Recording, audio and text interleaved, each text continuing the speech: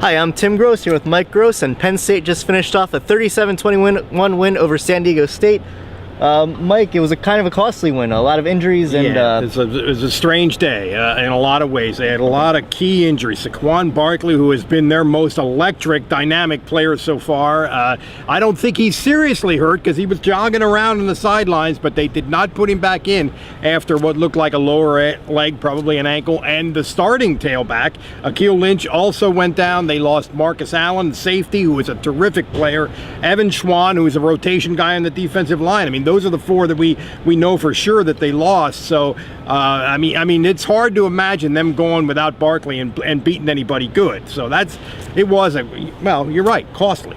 Yeah, and even they finished with 72 yards rushing with Lynch and Barkley out for the whole second half. But the passing game really kind of came into form this week.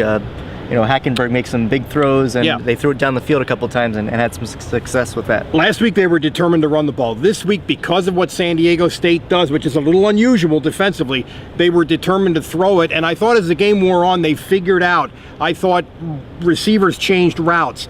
Hackenberg showed a little patience. I'm going to take the underneath stuff. They made some big plays, but still, they're outgaining San Diego State like 3-1 in the second half, and it's a 27-21 game with San Diego State in Penn State territory, and all of a sudden the defensive line makes a big play, and Austin Johnson goes 70-some yards for a touchdown, and that really turned it around for good. Yeah, and the defense obviously playing with some extra heart today. Anthony Zettel lost his father yesterday to his battle with cancer, and obviously, everyone's kind of fired up. Zettel finished with a team-high 7 tackles. He was great. Yeah, he was great.